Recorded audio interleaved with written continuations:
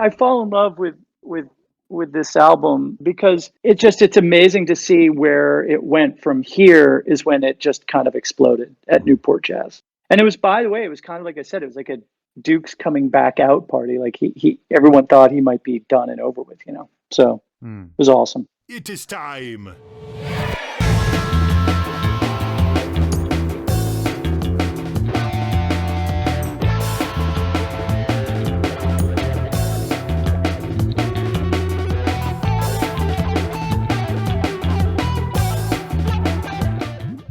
Well, the first one we have today is a fan pick, actually, from Little Stevie Rozek, the Polish Prince of New Jersey. I hear he's a tenor sax player. And he wanted to bring today Duke Ellington and his orchestra, actually from the Newport Jazz Fest. This song is called Jeep's Blues, and this performance of Jeep's Blues by Duke Ellington at the Newport Jazz Fest in 1956 considered one of the most iconic moments in jazz history. How familiar are you with this song, Jay? I am very familiar with it. Awesome. Because it as Ellington once said, Ellington was reborn at Newport because of this. And it was the most, you have to think about the time when it happened, because it was like 56. It was like 56. You have to remember, like, the staid STAID, the staid era of the McCarthy crew cut, back to the 50s kind of vibe. It wasn't quite yet people standing up with Elvis Presley, and when he shake, everyone was still sitting down at this festival. But during this iconic jam, truly what it was a jam. You could hear in the audience people losing their mind. And I remember talking to George Wein, the founder of Newport Jazz and Newport Folk, the two oldest festivals in the world, music festivals. You can hear you can hear the crowd going crazy. When I asked him, he thought there was honestly going to be a riot because this jam just went on, and he just kept this solo just kept going. So yeah, it's incredible. Awesome. It's incredible. He wanted to know, Stevie Rozek wanted to know what you think of saxophone player Johnny Hodges in this. Well, that's what he's the jam. Yeah. Like, and it's like one of those things where, when like a joke keeps reoccurring, and it's like, okay, it's funny, and then there goes through I don't understand, it's weird. And then all of a sudden it gets to be so funny. That's what this jam is like, because he just keeps going. And like, you can tell, like, Ellington all of a sudden starts calling on him to, like, go, man, like, just keep going. And it was literally the kind of exact moment in music history where the form of kind of jazz in a weird way just kind of like broke. Like, it isn't just, solo, jam, solo. So it was just this one solo. It's like a kind of like a 71 Dark Star kind of Jerry jam, where it just keeps going. It's like the joke, and you're like, I can't believe this guy is still ripping it. So yeah, it's amazing. Well, I say let's get into it then. Great pick. Yeah, great pick from Little long, Stevie Rozek. Be careful, it's long. All right, well, we're going to get into it. It's 5 minutes and 12 seconds what we got here. Duke Ellington live at Newport in 1956, Jeep's Blues. Listening to it here on Galaxy Jams Reacts.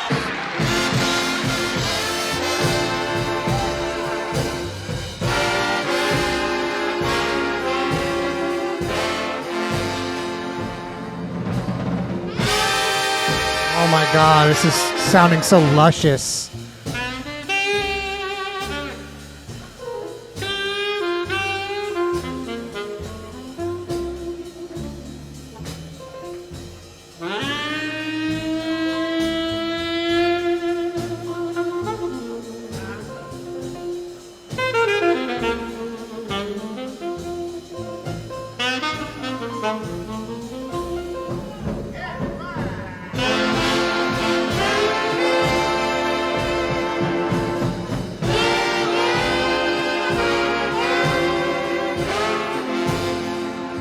Sounds like it's like dripping in molasses. Yeah.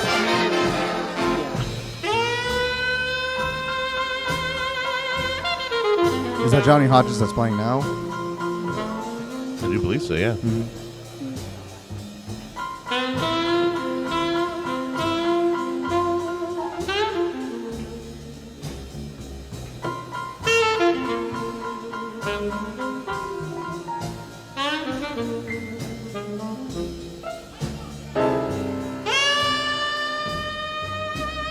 You know, the best is there. You can hear Ellington calling him on. Yeah, I was hearing Like if you really listen to it, you can hear Ellington.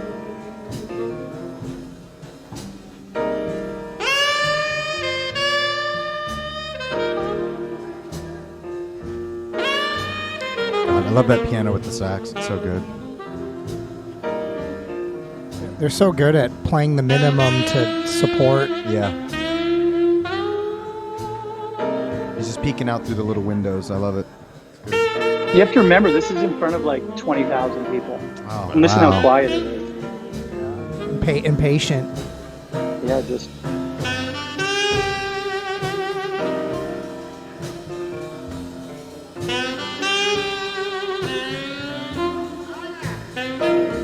Right there.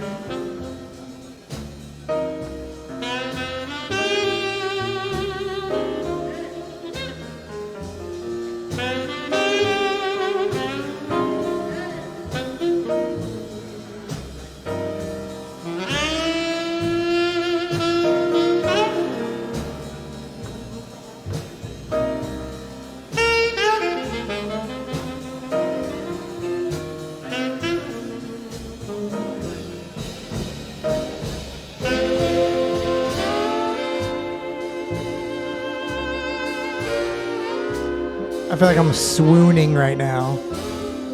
It's so good. Yeah, if you can't fall in love listening to this at a dinner date, man, you have no game. Yeah. Yeah.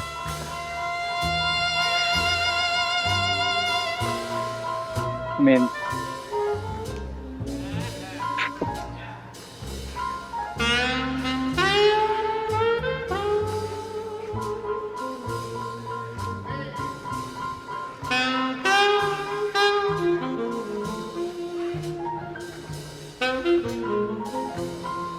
Just so smooth. Yeah, but so purposeful too. It's just not meandering, you know, it's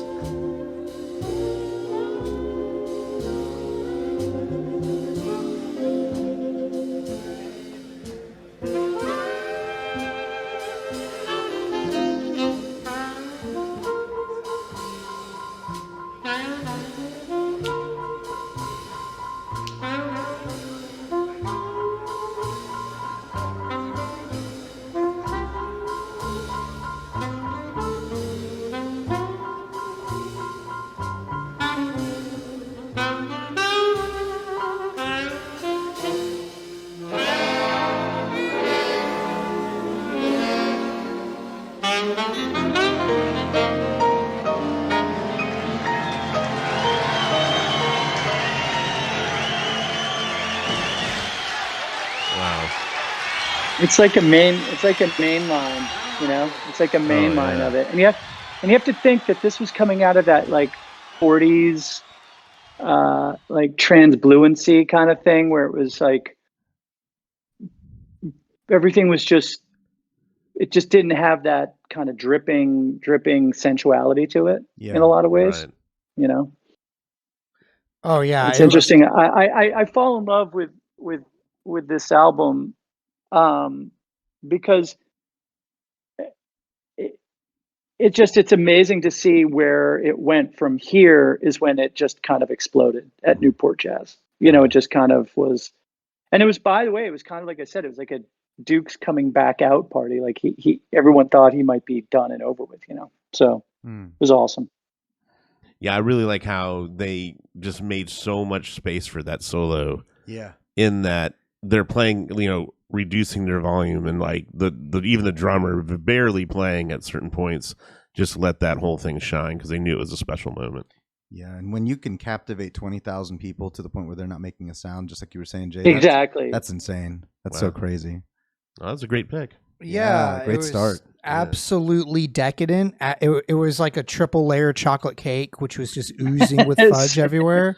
A triple layer chocolate cake of beautiful jazz musicianship. Yeah, definitely.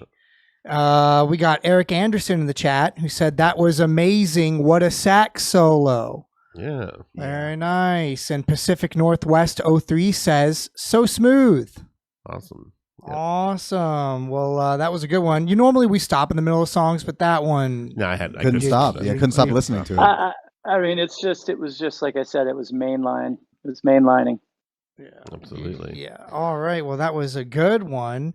And Jack Zero in the chat says he liked that the Newport Folk Fest found room for Sylvan Esso this year. It's funny. I'm going to mention them, I think, when I get to one of my songs. Yeah. Nice. Yeah. I'll save that story for when we play one of my songs. All right. It all ties back in. Oh, nice. Cool. He also asked a question. He said, maybe Adrian Lenker sometime? We've had Big Thief. Big Thief played, I have an incredible story about when Big Thief played Newport, they were on the quad, and this says so much about how amazing the Newport folk family audience is, as well as Big Thief. So I think it was a pretty big deal for the band. Adrian Lenker's the lead singer of Big Thief, if you haven't picked that up. She started a song, and the first time she got a little into it, and she kind of screwed up the words. And she asked, remember, this is live, and she asked the audience if they didn't mind if she could start it again. She started again and got a little emotional and had to stop it again. Okay. So you felt like, and so she went a third time. And when she got through the song on the third time, she got the band, they got a full standing ovation for like 3 or 4 minutes. And it was one of the most magical things, because it was the attempting to do something obviously uncomfortable that the audience gave the standing ovation for. It wasn't something that was done perfectly. It was something that had the warts and the imperfectness of it that is what garnered by far the most adulation. And I just love that, because Newport, we sell all the tickets. I don't know what you guys know about Newport, but Newport sells out in a couple of minutes, all the tickets, without anybody knowing the lineup. Like we put the tickets on, I'll go, and then we announce a little by a little. And that year, Big Thief was a new band, and not a lot of people knew who they were. But it's still a big deal for a lot of young bands to come do it. But because of that, it wasn't like a whole audience of Big Thief fans, right? So because everyone bought a ticket not knowing they were going to be there. And so they were really trying to win over every single fan when they played, and the ability to kind of lay it all on the line like that and show the human frailty, or not the frailty, but it's actually the opposite of frailty, but to show like the human condition of tenacity. I really want to get this song right. Yeah. And just keep going. Like I got a little weepy eyed when it happened, because it was just such an emotionally heightened, raw moment. And I loved that the audience, it was packed. I mean, it was packed as far as you could see for this brand new band. And anyway, that's my Adrian Lenker story. And she's been invited. We've invited them they have an open invitation to come whenever they want. Oh, that's a great story. Yeah, I think that when you have a band, especially when they get to the point where they're able to play your storied events, is that they become, tend to be like, a perfect package with a nice shiny bow that's been cultivated over years and years and years and thousands of shows, right? And so for someone to come on there and be like raw and, vulnerable on that stage, I think that that's what it's all about, taking risks. I mean, look, it started, and we just might as well get it out of the way, so we hopefully don't have to talk about it. We probably end up will, but the Dylan Goes Electric moment, which is considered by all accounts the single greatest moment in rock and roll history, even over Jimi Hendrix playing Star Spangled Banner at Woodstock, because Newport's 10 years older than Woodstock. Newport Folk is a decade older than Woodstock, and everybody that was at Woodstock, meaning all the gear guys and all the equipment, everything, that was all Newport's equipment at Woodstock, by the way. But why I said that is because, like, when Dylan Goes Electric in '65, that was really the moment where it was, at least on the folk side, it was all bets are off. Yeah. What is celebrated the most at Newport, even to this day, is when someone goes way outside their comfort zone. Because you have to imagine, everybody has seen so many amazing things at Newport, and they buy the tickets not because they know who's playing. This audience trust that what they're going to see is a group of artists who understand the quote unwritten rule book. Is when you go to Newport, if you play that same set list you do at any other, hello Cleveland, if you play that shit at any other, if you play your normal festival set list at Newport, it's just not going to go.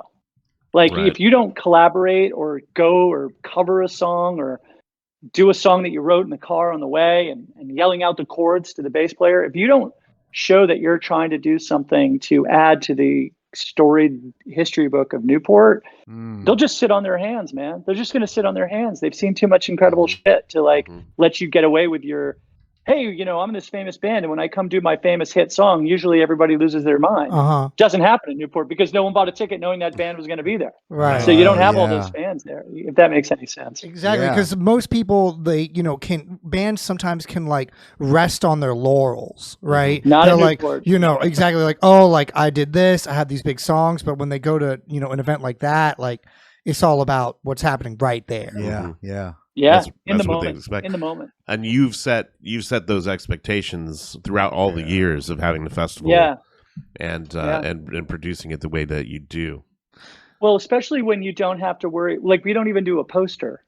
You actually don't know who ends up playing Newport until the Monday after, because you just don't know. I mean, last year we had a dozen artists show up that weren't on the bill. They just showed up. Like Lucas Nelson just showed up, and like Natalie Merchant, a multi-platinum selling artist, just showed up just to hang, and then ended up singing with like Paul Simon. Happened. So cool. It happened in the real thing. And so that's what I mean. It's like you gotta it's like a mecca for if you have the intestinal fortitude to just lose your safety net of your idolization of your audience and just say, look, I'm going to just be part of a bigger storyline, because that's what Newport is. Just a long 65-year history of song, Yeah.